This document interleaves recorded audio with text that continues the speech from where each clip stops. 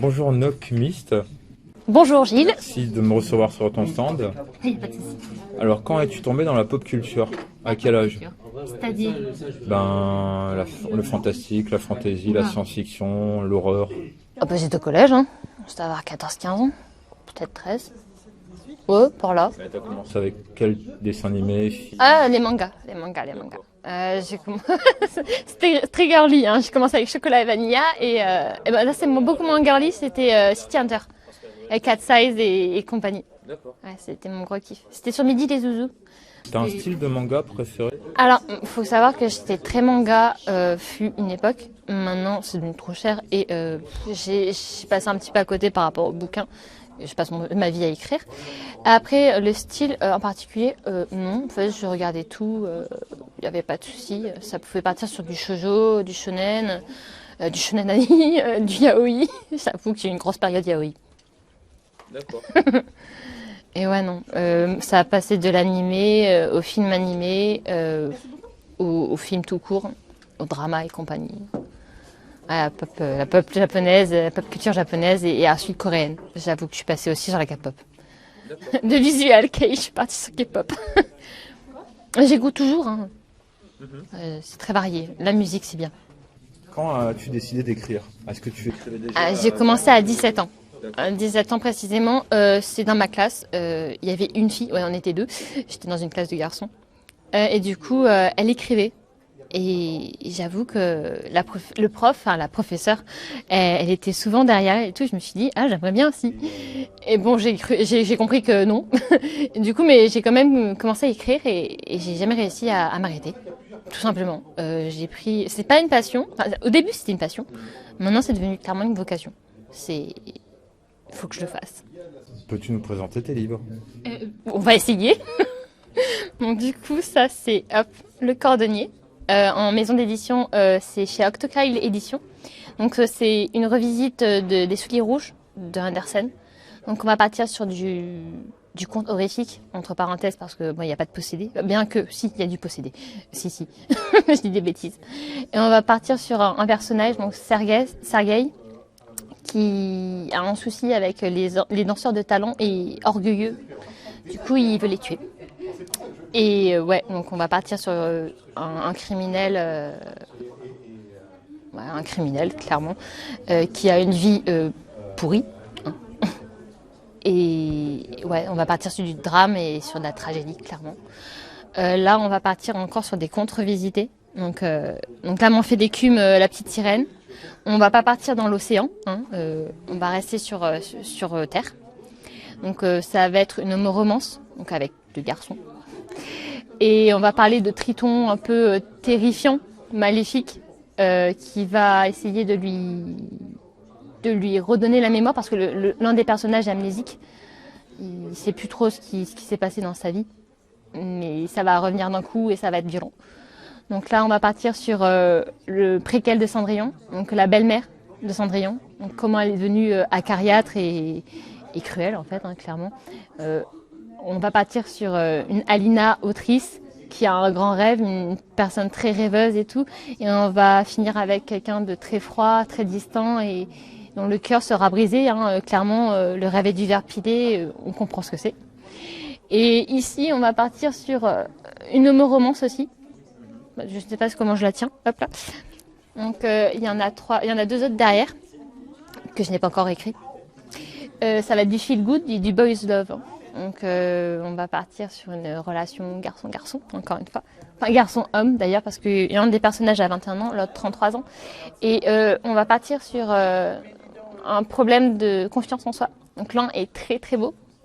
On ne sait plus si il attire les gens par sa beauté ou par ce qu'il est. Et l'autre va avoir une dysphorie faciale. Donc, du coup, il est clairement un peu déformé. Disons qu'il ressemble à un lapin grenouille. Je ne sais pas si tu connais Hellboy.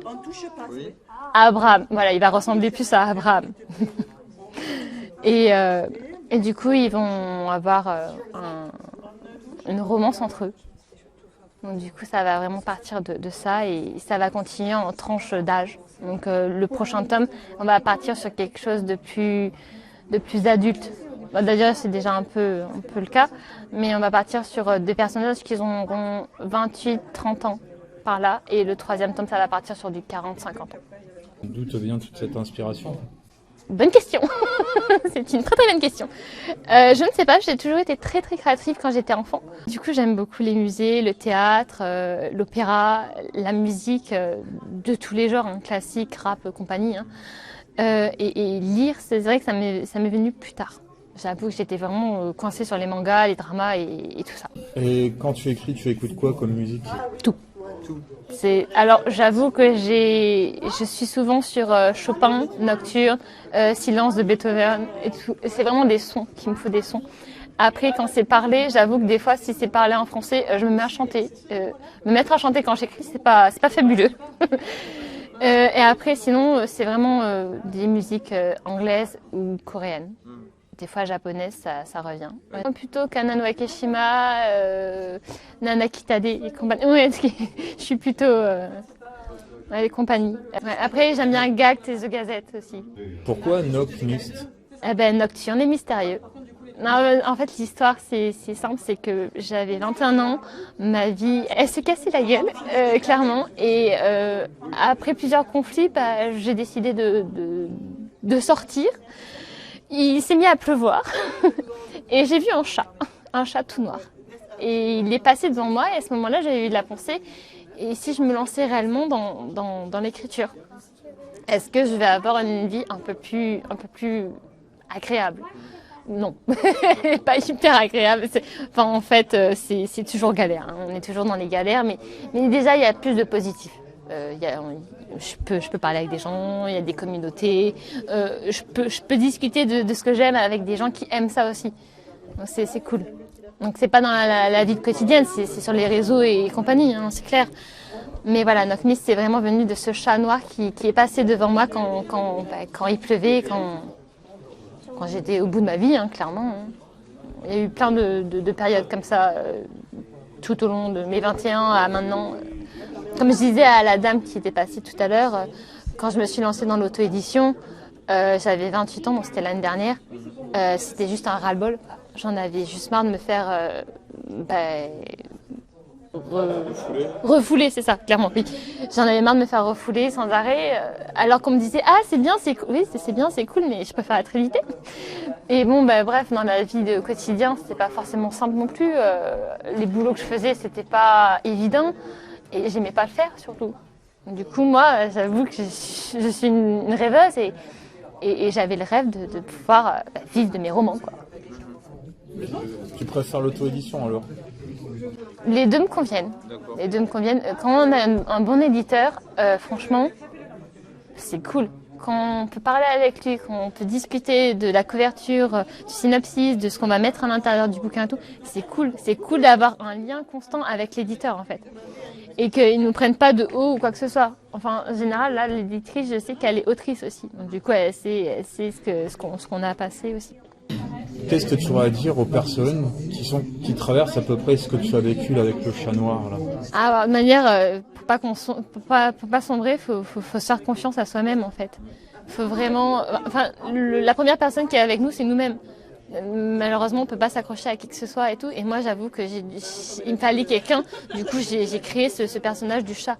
Ce chat qui est passé devant moi, c'était juste un chat de gouttière, un chat errant, un chat qu'on voit et puis qu'on oublie. Je l'ai pas oublié, moi. Et puis, c'est comme ça qu'en fait, Nocmist, il est arrivé. Nocmist, c'était ma base. Parce que Nocmist, c'est pas juste un chat, c'est un métamorphe. Il a son propre univers, il a sa propre maison. Et c'est lui qui va tisser mes histoires, en gros. Moi, je vais lui donner tout ce que je vois de la vie et tout ce que je ressens et tout. Et lui, il va commencer à tisser. Et ses écharpes d'histoire, il va me les filer à moi. Qui va commencer à taper sur le... Voilà, c'est vraiment un lien particulier entre lui et moi. Et même s'il existe que dans ma tête, c'est déjà chouette, quoi. Qu'est-ce que tu penses finalement du festival pour le moment fantastique de Béziers? Je sais pas, je suis là depuis ce matin, dans le couloir des exposants. Tu as déjà fait d'autres festivals de livres? Alors, du coup, le 23 septembre, 23 septembre dernier, je suis allée à la Seine-sur-Mer, le Leclerc. On m'a appelé et j'ai dit oui. Mais c'était une première édition, c'est une sorte de salon du livre. J'avoue que je me suis lancée là-dedans, dans les salons et tout. Je ne connais pas la moitié des salons de France. Du coup, c'est vraiment la maison d'édition qui m'a dit, ici à Béziers, il y a un truc. Et je me suis dit, à Béziers, Toulon, ça passe, il y a environ 4 heures, 3h30, 4 heures de route, ça passe. Du coup, les garçons, ils vont faire du vélo et moi, je suis là, tranquille. Et du coup, au mois de septembre, d'août, la Seine, le Leclerc de la Seine m'appelle et ils me disent ça vous intéresse? Bah oui, bah oui, voyons. Et du coup, ouais, j'ai dit oui, je me suis lancée. Mais par contre, les stands, ils étaient mal foutus. On était en épi, on était comme ça, quoi, les uns derrière les autres. Et du coup, j'avais 2 grands bonhommes devant moi, on me voyait pas. Bon, c'est pas grave, hein, j'ai fait mon animation. Et t'as eu des retours sur tes livres? En général, oui, en général, oui. Lui, il y a 16 personnes qui ont commenté sur Amazon. Généralement, c'est sur Amazon que je reçois les commentaires. Ou des fois, de temps en temps, il y en a qui sont chouettes. Ils les mettent sur Instagram. Et il y en a d'autres, encore plus rarement, qui viennent et qui discutent avec moi sur Insta, généralement, parce que je suis plus sur Insta que sur Facebook et compagnie. TikTok, j'ai mal à la tête. Et ouais, donc du coup, ouais, des fois, ça prend bien. Et je vous ai lu, et j'ai adoré. Et c'est cool quand on a des retours comme ça. Hein. Même des retours en général. Hein. Bon, après, généralement, j'ai pas trop de mauvais retours, donc c'est cool. Mais ouais, c'est cool. Pour toi, qu'est-ce que l'imaginaire? Tout plein de trucs. Tout plein de trucs. J'ai plein de monde à l'intérieur de ma tête. Genre, tu vois une galaxie, une galaxie, hein, bah, il y a plein de planètes dedans. Il y a plein de planètes d'histoires différentes et des fois les planètes elles jouent au basket ensemble. Et ouais, non, ça forme des trucs un peu particuliers. Ouais, non, le fantastique, c'est le moyen de rêver, de s'émanciper de la vie pourrie qu'on peut avoir. Qu'est-ce que ça t'apporte dans ta vie? À moi, dans ma vie, eh ben, je suis là. Je me suis pas pendue, je suis là. Donc ouais, ça m'apporte une belle vie. C'est d'être là, ouais, non, ça me fait vivre. Ça me donne l'élan pour me dire, allez, lève-toi le matin, pour aller travailler le boulot que t'aimes pas faire. Et ça, tu reviens à 13h, l'après-midi, tu continues à écrire. Quand t'as pas tes parents qui disent, aide-moi à faire les papiers, je m'en sors pas. Ouais, non. Tes projets? La Tour de l'Oubli qui arrive novembre-janvier 2024. Donc ça va être une revisite de compte. Oui, hop là, j'ai eu un petit flottement. Une revisite de compte sur réponse. Du coup, cette fois-ci, j'ai décidé de la faire en duologie parce que du coup, bah, ça fait un peu gros, ça fait un peu épais. Il y avait une maison d'édition qui m'avait édité, Livresque Édition, qui a mis la clé sous la porte. Et du coup, j'ai décidé de reprendre le texte en entier. J'aurais pas dû parce que je me suis fait très très mal à la tête en remodifiant tout ça. Du coup, j'ai encore celui-là de projet parce qu'il y en a 2 autres derrière. Donc du coup, le 2e tome qui est écrit de moitié. Parce que du coup, quand j'ai commencé à réécrire celui-là, enfin le 2e tome, j'ai commencé les modifications de celui là-bas. Du coup, j'ai dû abandonner tout ce que je faisais pour celui-là parce que je suis partie dans un délire de modification qui me prend le chou. Mais ça y est, c'est fini. J'ai envoyé le 1er tome à la correctrice. Je suis contente. Hier soir, je me suis couchée à minuit. Je suis un peu fatiguée moi aussi. Et du coup, j'ai un projet aussi d'écrire la suite de celui-là, l'artiste peintre. Mais pour le moment, il est juste en synopsis. Il faut que je travaille. En fait, j'ai tellement de projets dans la tête que faut que je m'organise. Non, j'ai un tableau, je m'organise. Enfin, je marque le nom du comment ça s'appelle, du titre, enfin le titre, avec la date et tout. Mais bon, généralement, je suis pas du tout les dates. Et tu feras quoi comme autre événement bientôt? J'ai posé la question à ma maison d'édition s'ils pouvaient faire la Mangasure parce que comme je suis de Toulon, ça serait bien que je puisse, mais vu que c'est très pop culture japonaise, je sais pas si mes textes ils pourraient rentrer dedans. Là, ça peut faire illusion du yaoi vu que c'est une romance. Ça sera la Japan Party, le salon du fantastique à Paris. Donc si je dis pas de bêtises, c'est le 31 mars, 1er avril. On te retrouve où sur les réseaux?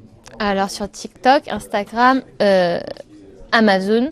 Tu peux en rajouter Ouais, tout à l'heure du coup.